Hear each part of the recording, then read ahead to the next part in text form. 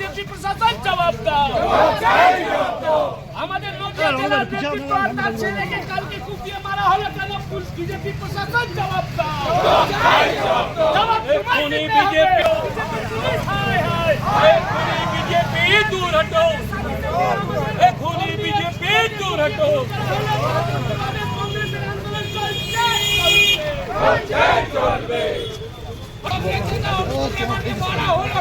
আর একটু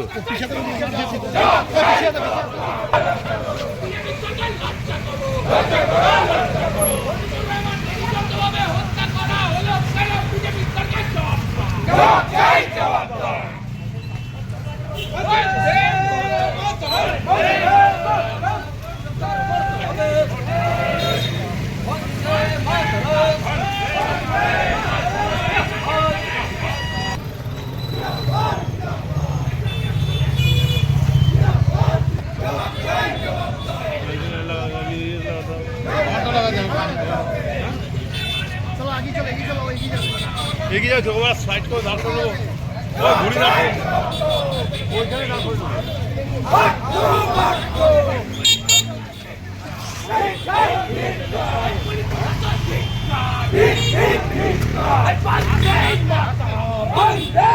দেখতে পেলাম কি কারণে দাদা? দেখুন, গতকাল রাতে জানেন নদিয়াতে আমাদের একজন জাতীয় কংগ্রেসের নেতা, যিনি দীর্ঘদিন ওখানে পঞ্চায়েতেরও দায়িত্ব ছিলেন, সে রাত্রেবেলা যখন ঘর যাচ্ছে তার ছেলেকে নিয়ে বাইকে করে, তখন পিছন থেকে বিজেপির দুষ্কৃতীরা তাকে হামলা করে এবং বাপ বেটা দুজনাকে ওখানে গুলি করে বোম মেরে তাকে হত্যা করে। এই ঘটনা গোটা পশ্চিমবঙ্গে যারা বলেছিলেন সরকারের পরিবর্তন হবে, আমরা দেখেছি সরকারের পরিবর্তন হয়তো হয়েছে কিন্তু নীতির পরিবর্তন হয়নি। এখনও বিরোধীদের কণ্ঠকে রোধ করার চেষ্টা চলছে, বিরোধী কণ্ঠস্বরকে এখনও গলা চিপে দাবানোর চেষ্টা চলছে। তাই গতকালের ঘটনার প্রতিবাদ আমরা আজকে প্রতিবাদ মিছিল করেছি। এমন আমরা চাই অবিলম্বে যারা এই ঘটনার দোষী ব্যক্তি তাদের চিহ্নিত করে কঠোর থেকে কঠোরতম শাস্তির আমরা দাবি জানাই। তৃণমূলের সময় যেটা হতো সেটা কি বিজেপির সময়? একই ঘটনা। আজকে তৃণমূলের লোকরাই তো বিজেপিতে জার্সি বদল করে ওয়াশিং মেশিনে ঢুকেছে। আজকে এমএলএ এমপি দেখতে পাচ্ছেন না, তৃণমূলের সব বিজেপিতে বকলমে নেতা হচ্ছে, সব বি টিমে পরিণত হয়েছে এবং কেউ কেউ ডাইরেক্ট এ টিমে হয়েছে।